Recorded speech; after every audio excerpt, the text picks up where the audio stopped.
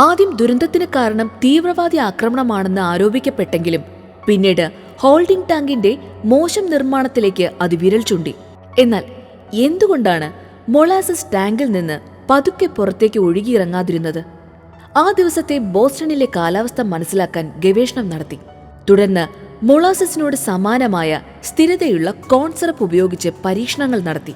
വ്യത്യസ്ത താപനിലകളിൽ അതെങ്ങനെ ഒഴുകുന്നുവെന്നും മനസ്സിലാക്കാനും മൊളാസസ് സംഭവത്തെ മാതൃകയാക്കാനും ശ്രമിച്ചു.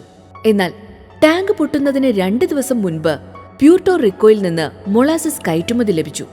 അന്ന് ബോസ്റ്റണിൽ വായുവിനേക്കാൾ 7 മുതൽ 9 ഡിഗ്രി ഫാരൻഹീറ്റ് വരെ ചൂടുള്ള മൊളാസസുകളാണ് ടാങ്കിൽ നിറച്ചത്. തണുത്ത മൊളാസസിലേക്ക് ചൂട് മൊളാസസുകൾ കലർന്നപ്പോൾ അത് കാർബൺ ഡൈ ഓക്സൈഡ് സൃഷ്ടിച്ചിട്ടുണ്ടാകുമെന്നും അത് ടാങ്കിനുള്ളിൽ മർദ്ദം സൃഷ്ടിക്കുകയും ഒരു വലിയ തിരമാലയായി പൊട്ടിത്തെറിച്ചുവെന്നുമാണ് കണ്ടെത്തൽ. അതേസമയം ടാങ്കിന്റെ മോശം നിർമ്മാണവും ഇതിനൊരു കാരണമായിരുന്നു. ചൂടുള്ള മൊളാസുകൾ താങ്ങാനുള്ള ശേഷി ആ ടാങ്കിനില്ലായിരുന്നു.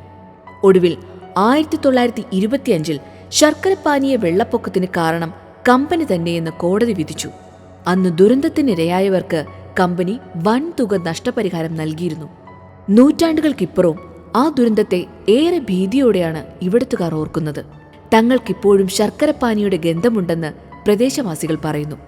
സംഭവത്തെ അതിജീവിച്ചവർ ആരും ഇന്ന് ഈ നഗരത്തിൽ ജീവിച്ചിരിപ്പില്ലെങ്കിലും ഇന്നും ഇവിടുത്തുകാരുടെ മനസ്സിലെ ഒരു മുറിവാണ് ഈ വലിയ ദുരന്തം. ഈ സംഭവമാണ് പിന്നീട് ഗ്രേറ്റ് മൊളാസസ് ഫ്ലഡ് എന്നും ബോസ്റ്റൺ മൊളാസസ് ദുരന്തമെന്നും അറിയപ്പെടുന്നത്.